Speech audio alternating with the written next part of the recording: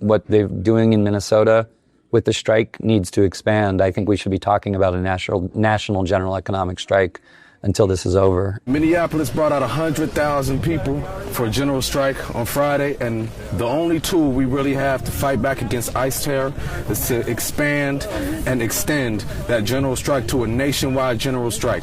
This Friday, no work, cut it all off.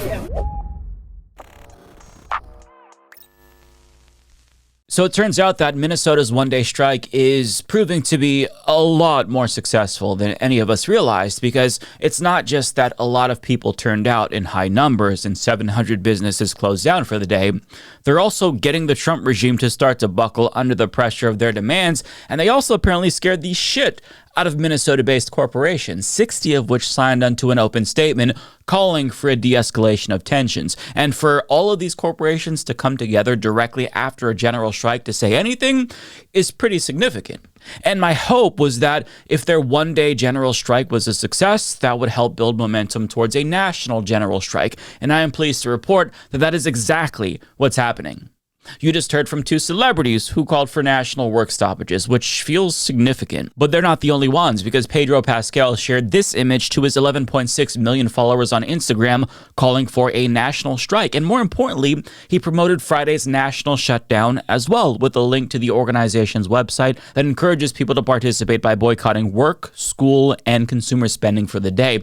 And I get that celebrities no longer have the cultural cachet that they used to have, but them using their platforms for the greater good is still a net positive. Furthermore, them talking about a general strike alone is important because it signifies just how mainstream the idea has become, because a lot of celebrities, let's face it, they are completely out of touch. So if the people at the bottom of our social hierarchy are getting through to those towards the top, that's a pretty good indication that the message is finally being received. And celebrities sharing information about a general strike then creates buzz about a general strike. And then mainstream news outlets like Newsweek then begin to report about how Hollywood is now calling for a general strike too. And this is how you build momentum and work towards something bigger and more impactful. But having said all of that, the mainstreamification of popular movements, it can be a double-edged sword, because there is a real risk of co-optation by elites who are going to try to hijack it and use it for self-promotion, or try to commodify it and turn it into a marketing stunt or water it down. I'm not saying that these celebrities are going to do that,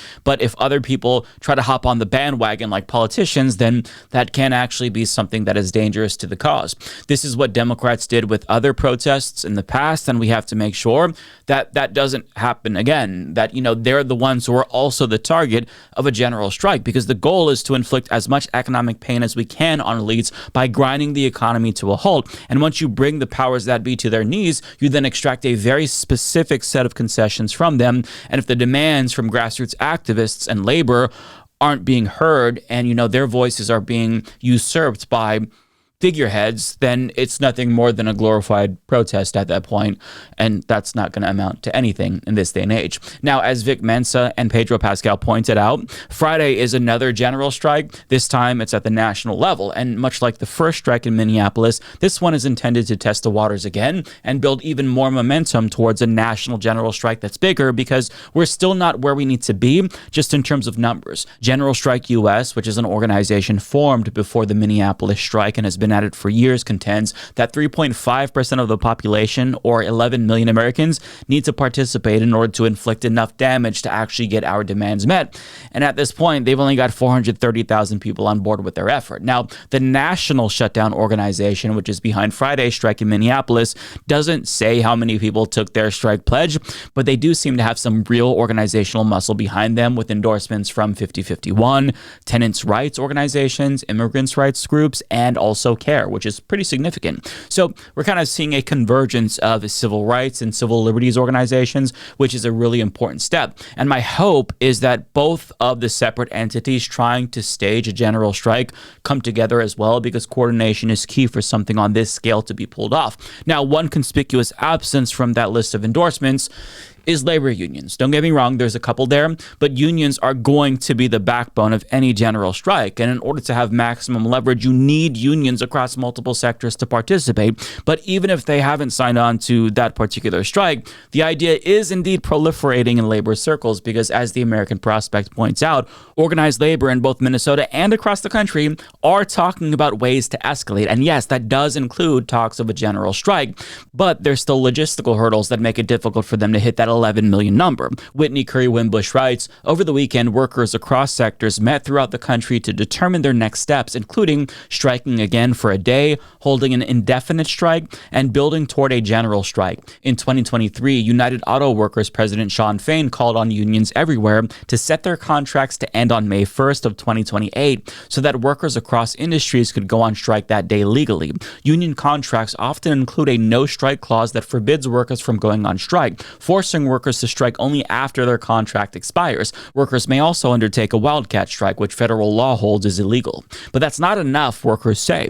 Clearly, we cannot wait until 2028, said Emily Wu Yamasaki, a member of the UAW Local 2320 Legal Services Staff Association and an organizer with the Freedom Socialist Party, speaking on Saturday night at an FSP forum in New York City. A general strike can't be built overnight, they said, but it is more urgent than ever for organized labor to talk about it. Speaking at the forum in Manhattan this weekend, John Ferretti, member of Transport Workers Union Local 100, described challenges workers face to pulling off a nationwide strike, including the low support of union staff and leadership, whom he said would prefer to maintain the status quo. Quote, there's not going to be any easy steps that we can plan out in advance. I think that the key is rank and file involvement in putting tremendous pressure in the labor bureaucracy to grow a fucking spine to understand the moment we are living in, he said. ICE is a haunting reminder, he added, of pervasive union weakness and low union density across the U.S. And he's right about that. There are difficulties involved with the general strike that we have to figure out how we're going to address. Now, I'm not saying that to throw cold water on the idea because I myself support a general strike, and the fact that it's even being discussed in and of itself is significant. But it's important to talk through some of the difficulties in pulling something like this off so that way we know what we need to do to make it happen. And unfortunately, it's just a fact of reality that unions are far less powerful today than they were before. Elites have basically systematically dismantled them for decades to stop something like this from ever happening in the first place. So with the diminished state of unions these days, you need a lot of unions, basically most of them, to participate to pull something like this off. And they're not even going to think about staging a general strike unless they know that it's going to be successful, because if they overplay their hands and corporate America can withstand their strike and come out of it relatively unscathed, then unions are going to look really, really weak and their power is going to be diminished, which is something that would be catastrophic. So it's really a game of chicken in a way. Whoever can withstand the damage longer gets what they want. But unions, they're not going to play that game and take that risk unless they know that they can win. And there's a lot that goes into it. You need coordination at the federal and state level. You need leadership that can effectively communicate the demands of the masses and not try to dictate the demands, because this is a bottom-up effort after all. And you also, importantly, need strike funds to make sure that workers can survive a prolonged strike. And having a war chest that's big enough to sustain at least 11 million people for a day or a week or a month is no small task, especially compared to the corporations that have virtually unlimited resources. And Dan Tricoli of the Twin Cities DSA and Minneapolis Federation of Teachers, he made a really good point in this article about how the ask currently just isn't big enough for a general strike. See, getting ICE out of Minneapolis is a very reasonable demand for a statewide general strike, but Friday's test run of a national general strike is still centered on solidarity with Minneapolis. And to get more Americans on board, you have to get them to absorb the economic costs associated with a work stoppage. It's a risk, right? There's a cost to participating in a general strike. And to get them involved, you got to make the ask bigger. So that way they're not going to have to strike again if ICE comes to their city next, because they might not have the means to engage in a second or third general strike by the time ICE is at their doorstep. And that's not to say that solidarity with Minneapolis isn't important. It very much is. But as a matter of practicality, the biggest turnout is going to hinge on an ask being big enough that makes it worthwhile for enough people to participate. So Tricoli makes the point that it's unfeasible to do this in every single city, so you have to oppose the entire regime and what they're doing. Like, you have to make a massive ask so everybody wants to get involved, that it affects them all equally. And that means you call on Trump to resign. And that sounds unreasonable. Like that demand is inconceivable because he would never consider that, right? Well, when the economy is bleeding billions of dollars every single day, elites will fucking move mountains to stop the hemorrhaging. So you need a very, very big ask. But again, to make that demand, to make a demand of that size, you need enough people to participate in big enough numbers to increase the odds of success. Because, success isn't a foregone conclusion, and that's something that we also have to come to terms with. We know this because when you look at the more local, smaller scale general strikes in our country's history, they weren't always successful even when they got big enough numbers. In an op-ed for equality.org, author A.J. Schumann, who supports a general strike, talks through the outcome of some of the more prominent strikes at the local level throughout our past. In 1982, 25,000 New Orleans workers got a wage increase and shorter workdays with a 3-day strike. 100,000 workers in Seattle organized a citywide strike in 1919, and even though they lost, they still showed that it was possible to do it by themselves among the rank and file. In 1935, San Francisco longshoremen responded to the murder of 2 strikers with a strike that grew to 150,000 workers and ended with some concessions from the capitalists. Not all of them, but the real win was really their strike, leading to a surge in unionization across the region. And in 1998, 500,000 Puerto Ricans across the entire island held a strike in response to the privatization of their public phone service. Unfortunately, the strike failed, but they still showed that a lot of people can get organized on a mass scale, which is important. So the lesson is, even when you had people turn out in massive numbers, success wasn't always guaranteed. But the chance of success is directly proportional to the level of participation. 11 million workers in a general strike would be enough to make them feel the pain for sure, but 50 million workers would have them crying and pissing and shitting themselves. So we really want to create a situation where the entire economy comes to a standstill, where we have maximum leverage and can make sweeping demands. We have to get as many people on board as possible. And if you're wondering, how do we do that? The answer is, we're starting to do that right now. These strikes in Minneapolis are the first and most fundamental steps needed for a national general strike. As Natasha Leonard put it in an op-ed for The Intercept, no, the government was not brought to its knees under the economic weight of a one-day strike called on short notice. Friday, however, was a crucial step to be built upon, creating the specific sort of political strike that takes aim at the very nature of U.S. immigration and customs enforcement operations in our cities and towns. It is precisely this combined model of strike, targeted blockade, and mass demonstration, all undergirded by networks of mutual aid, that we need to repeat and expand. And that's a really crucial point. Minneapolis proved that mass economic action is effective at the state level. The goal now is to copy that blueprint in other states and ideally at the national level to expand our collective power. And as many hurdles as there are, they're not insurmountable. And Alex Hahn, who's a longtime labor organizer who's been skeptical about a general strike taking place,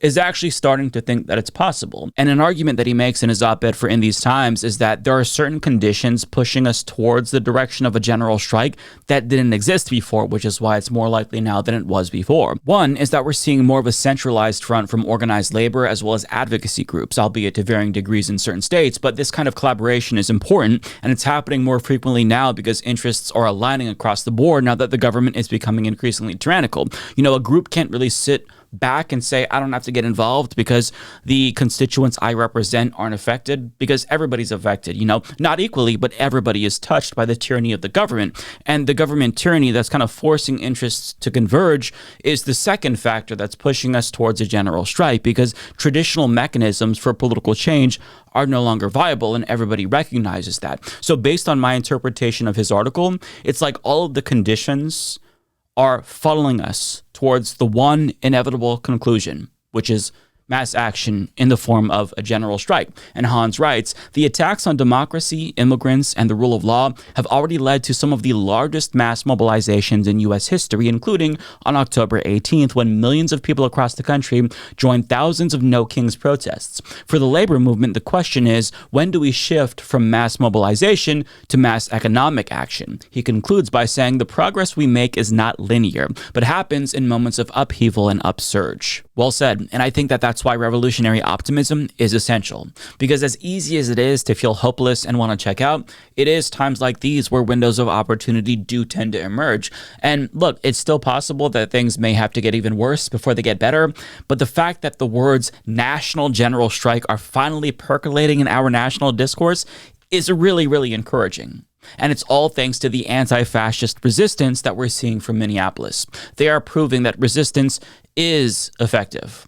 And I don't want anybody to think that like I'm trying to give them false hope, because at the end of the day, the cynic in me still thinks that a national general strike on a massive revolutionary scale is very unlikely. But the fact that the mere threat of one is now being made and it's causing waves, that is really nice to see, right? The fact that corporations and politicians for the first time are fearful of losing their power is a really encouraging thing to see, right? Because I mean, like, if they're doing everything they can to get us to not engage in a general strike by fighting or giving us concessions here and there, even though like they're small at this point, it's still a sign that we need to keep on this trajectory, because if they don't want us to do a general strike, that's all the more reason to do one. And the reason why they don't want us to do that is because it's the one thing that really threatens the status quo. Because think about it. If you violently revolt, they can shut that shit down with the military like that. But even if they physically force you to go to work, they can't make you do your job. I mean, I guess they could beat you, but having enough manpower to physically beat 11 million people individually and make them work is kind of a difficult thing to pull off. They are utterly powerless in that situation under a general strike, and that is precisely why the prospect of a general strike scares them so much, because they want to maintain their hold over our lives. It is the one avenue that we can pursue that strips them of all of the control that they have over us. So, do what you can to boost the message of organizers in Minneapolis, because if Friday's national strike is another success, then the movement is only going to become stronger, and we'll see even more momentum for the next one.